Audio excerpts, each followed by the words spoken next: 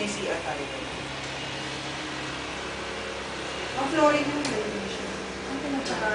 Ang ano siya, painted. Pero ang ceiling height niya mataas. Kasi sa normal condo unit, 2.7. Ito nasa 3 meters. Kaya mataas. Gusto niya papalitan yung height. Sa kanya yung Sa kanya na. ano, pero ganito na namin ito turn over sa kanya. Ito yung isang bedroom. Ma'am, kaya natin nilalagyan ng mirror kasi para lumaki. Iba mas maganda yung Gets concept. na nga. Pagka nirequest lang fully furnished, kasama ang mirror. Hindi.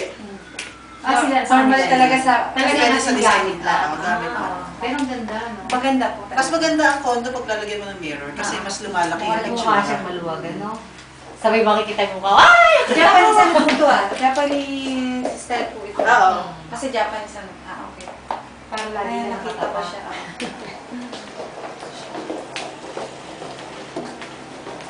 Talagang concept ng Japanese. Japanese Pag ano sa nga. CR. Dito makikita ko yung mukha ko. Ayan ma'am yung CR. Ito yung CR. Dalawang lapos. Toilet and bath. Ayan, sa Japanese ano to. Oo, yung mga design na Oo. yun. Diba? Paano yun? Japanese Nakakasuot concept. po, may naliligo sa kabila. Ano rin? Pero lang. Kung sino mag-aamo yan, pwede rin. So natin may. Diba? Mas maganda. Ma'am, ba't ba kalaki yung TV pagka fully furnished? Full fitted. ano? Kasama na yung gamit. Kalahati lang. Hindi Hindi, naman. kasama eh. Depende. Kasama. Since ano, hindi naman tayo maglalagay ng TV ng bulky eh. Oo. Flat screen na Pero rin sa normally LED. ang dami po sa 150,000 yung gamit lang po. Normally, anong kasama lang? Parang ganito ma'am. Ito lang. Ah, set, okay. dining set. At least meron ka, kasi sa condo hotel ma'am, so, parang wala na maging worry ang unit owner. Para at least pagpasok niya, matulog man siya after the turnover, pwede niya ang gamitin yung unit niya. Kasi fully furnished na siya. Tsaka mas madali ano ma'am, kapag fully furnished, it's condo hotel concept tayo. Di ba nakikita May yung mga gamit. Hindi, pag siyempre.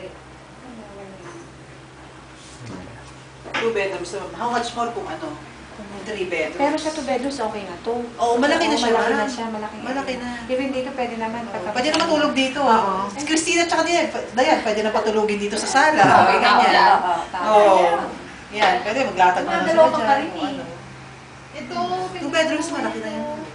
How much more yung 3 bedrooms? O kaya yung lofted. Yung loft Pero yung kung may yung 2 bedrooms, okay na. Oo, okay okay na. sa 2 bedrooms. Imagine mo na lang yung 3 bedrooms.